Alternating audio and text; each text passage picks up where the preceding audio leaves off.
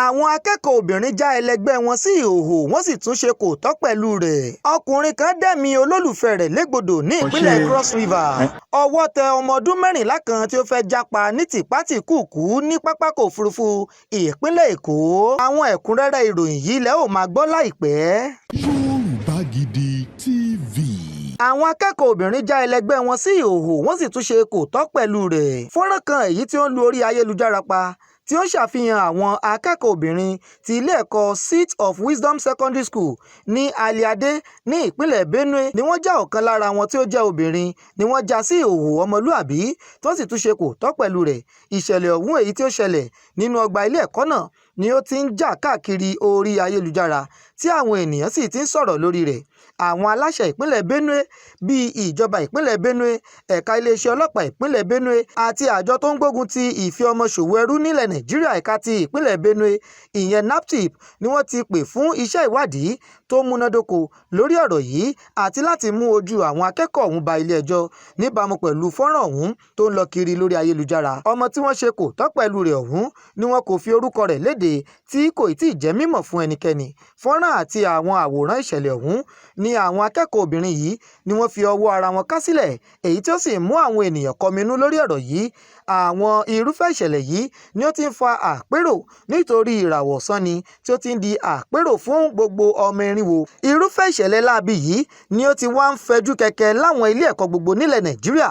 Àkọ́kọ́ ni ti àwọn ọkùnrin èyí tí wọ́n máa ń jẹ gàba lórí àwọn ẹlẹgbẹ́ wọn, ṣùgbọ́n ọpọ́n ti sún lọ sí ọ̀dọ̀ àwọn obìnrin báyìí tí ó sì ti di wípé àwọn obìnrin náà ti ń jẹ gàba lórí àwọn obìnrin ẹlẹgbẹ́ wọn láwọn ilé ẹ̀kọ́. Ọ̀rọ̀ ti wá kan àwọn àjọ èyí tó ń gbógun ti ìwà ọ̀daràn láti bẹ̀rẹ̀ iṣẹ́ ìwádìí láwọn ilé ẹ̀kọ́ ní pẹrẹwu báyìí. Lára àwọn tí wọ́n fi èròǹgbà wọn hàn lórí ọ̀rọ̀ yìí ni wọ́n pè fún pé kí wọ́n fi ojú àwọn akẹ́kọ̀ọ́ ọ̀hún ba ilé ẹjọ́ kí wọ́n sì tún lé wọn kúrò ní ilé ẹ̀kọ́ ọ̀hún. Ṣùgbọ́n di àsìkò yìí tí a fi ń kó ìròyìn yìí jọ, àwọn aláṣẹ ni wọn ò tí ì sọ ohunkóhun lórí ìṣẹ̀lẹ̀ yìí àti bóyá wọ́n ti ráwọ́ tó àwọn akẹ́kọ̀ọ́ obìnrin yìí. Ṣé ká wá sọ wípé ilé ẹ̀kọ́ ibi tó yẹ kó jẹ́ ilé ìmọ̀ àti ilé òye fún àwọn ọmọ ọ̀dọ́ léjeléje ní àárín ìlú ni ó ti wá di ibi ibùdó tí wọ́n ti ń jẹ gàba tó sì ti ń tẹ ẹ̀tọ́ ara wọn lójúmọ́lẹ̀? Tàbí ká sọ wípé àwọn ọmọ yìí ni wọ́n fi gọ̀ọ̀gọ̀ fa ohun tí ọwọ́ wọn ò tó? Àbí ká wò wípé àwọn aláṣẹ ilé ẹ̀kọ́ yìí ni wọn kò ṣe ohun tí ó yẹ lábẹ́ òfin? Ọkùnrin kan dẹ̀mí olólùfẹ́ rẹ̀ légbodò ní ìpínlẹ̀ Cross River. Arákùnrin kan tí ó jẹ́ ọ̀dọ́langba ni wọ́n ti fi ẹ̀sùn kàn pé ó dẹ̀mí olólùfẹ́ rẹ̀ légbodò lórí pé ó ń fi ọ̀bẹ ẹ̀yìn jẹ níṣu ní agbègbè kan ní ìpínlẹ̀ Cross River, èyí tí ó ń fa awuyewuye ní agbègbè náà tí wọ́n sì ti béèrè fún ìdájọ́ òdodo lórí ìṣẹ̀lẹ̀ yìí. Níbàámu pẹ̀lú ẹni tí ó wà níbi tí ìṣẹ̀lẹ̀ ọ̀hún ti ṣẹlẹ̀, ó jẹ́ kó di mímọ̀ pé ìṣẹ̀lẹ̀ ọ̀hún ni ó ṣẹlẹ̀ ní òwúrọ̀ ọjọ́ àbámẹ́ta nígbà tí arákùnrin kan tí orúkọ rẹ̀ ń jẹ́ Malime Ejo ẹni ọdún 35 tí ó ṣe ìkọlù sí olólùfẹ́ rẹ̀ Moshe Igu ẹni ọdún 26 ní oko kan tí ó wà ní ìlú Nwang ní agbègbè Ekajuk ní ìjọba ìbílẹ̀ Ogoja ní ìpínlẹ̀ Cross River.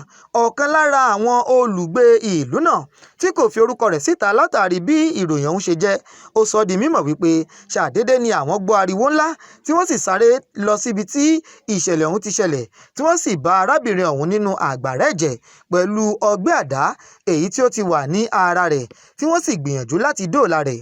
Arákùnrin yìí tún sọ di mímọ̀ pé èdè àìyedè ni ó ṣẹlẹ̀ láàrin àwọn olólùfẹ́ méjèèjì náà lórí ohun tó ní ṣe pẹ̀lú fífi ọ̀bẹ ẹ̀yìn jẹ níṣu tí ó sì mú kí arákùnrin ọ̀hún ṣá obìnrin ọ̀hún pa pẹ̀lú àdá tí ó sì yọrí sí ikú ọmọbìnrin náà. Ọkùnrin ọ̀hún tún sọ di mímọ̀ wípé àwọn tí wọ́n jọ lọ síbi tí ìṣẹ̀lẹ̀ ọ̀hún ti ṣẹlẹ̀ ni wọn kò lè ṣe nǹkan kan nítorí ọgbẹ́ èyí tí ó pọ̀ lára obìnrin náà, ṣùgbọ́n àwọn ọ̀dọ́ ìlú náà ni wọ́n mú ọkùnrin ọ̀hún kó má bàa sálọ tó sì fà á lé iléeṣẹ́ ọlọ́pàá lọ́wọ́. Nígbà tí ó fìdí ìṣẹ̀lẹ̀ náà múlẹ̀, agbẹnusọ fún ẹ̀ka iléeṣẹ́ ọlọ́pàá ní ìpínlẹ̀ Cross River ASP Sunday Etipoka ní ọjọ́ Àìkú ni ó sọ di mímọ̀ wípé ìṣẹ̀lẹ̀ ọ̀hún ni wọ́n ti ń ṣe iṣẹ́ ìwádìí lé lórí tí ó sì tún ṣe ìdánilójú rẹ̀ pé ìdájọ́ ni yóò wá sí ìmúṣẹ lórí ọ̀rọ̀ yìí. Ó tún tẹ̀síwájú wípé afurasí náà ni ó sì wà ní àkàtà wọn tí iṣẹ́ ìwádìí yóò sì fi gbogbo ohun tí ó wà lẹ́yìn ìṣẹ̀lẹ̀ náà hàn dé. Ó tún ṣàlàyé wípé bí àwọn ọlọ́pàá ṣe gba ìpè lórí ìṣẹ̀lẹ̀ yìí ni wọ́n tètè lọ síbi tí ìṣẹ̀lẹ̀ náà ti ṣẹlẹ̀ tí wọ́n sì ráwọ́ tó afurasí náà, bẹ́ẹ̀ ni wọ́n dóòlà rẹ̀ kúrò lọ́wọ́ àwọn ọ̀dọ́ ìlú tí wọ́n fẹ́ pa á nítorí wípé inú ń bí wọn. Nígbà tí a fi ń kó ìròyìn yìí jọ, òkú olóògbé náà ni wọn ò tí ì gbé lọ sí ilé ìgbókùpamọ́sí ní ilé ìwòsàn ìjọba níjọba ìbílẹ̀ Ògòjà látàrí àwọn ohun kọ̀ọ̀kan tí ó yẹ kí wọ́n ṣe sí òkú arábìnrin náà tí wọn ò tí ì ṣe, ṣùgbọ́n ẹ̀sùn ọ̀hún ni wọ́n ti wá fẹ́ gbé lọ sí ẹ̀ka àjọ èyí tó mójútó iṣẹ́ ìwádìí ìwà ọ̀daràn láti bójútó ìṣẹ̀lẹ̀ ọ̀hún dáradára. Ọwọ́ tẹ ọmọ ọdún 14 kan èyí tó fẹ́ jápa ní àpàpàǹdodo ní pápákọ̀ òfurufú ti ìpínlẹ̀ Èkó.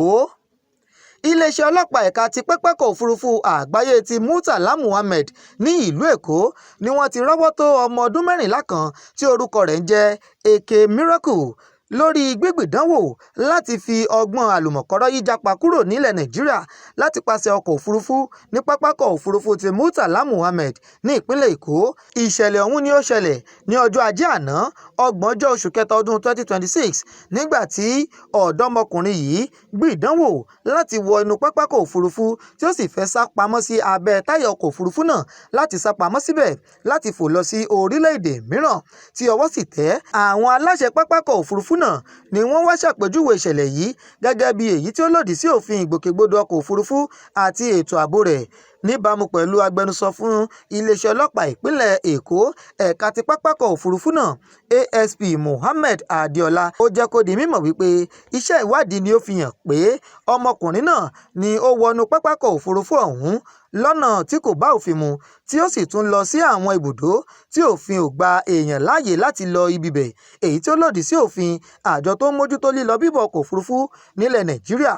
Ó sọ wípé wọ́n fi ọ̀rọ̀ náà tó àwọn òbí ọmọ náà létí lójú ẹsẹ̀ tí wọ́n sì wà níbẹ̀ tí wọ́n sì ṣe ìfọ̀rọ̀wánilẹ́nuwò àti ìfọ̀rọ̀wérọ̀ pẹ̀lú ọmọ ọ̀hún lójú àwọn òbí rẹ̀. Alábòjútó fún iléeṣẹ́ ọlọ́pàá ẹ̀ka ti pápákọ̀ òfurufú ọ̀hún Ògúnbọ̀dé Olúfúnkẹ́ ṣe ìfìdímúlẹ̀ rẹ̀ pé ẹ̀ka iléeṣẹ́ ọlọ́pàá ọ̀hún ni ó ní ìfarajìn sí dídáàbòbò àwọn ohun amáyédẹrùn pápákọ̀ òfurufú náà. Bẹ́ẹ̀ ni ó sọ wípé pápákọ̀ òfurufú náà ni ó jẹ́ ibùdó tí ó le láti wọ̀ láì tẹ̀lé òfin.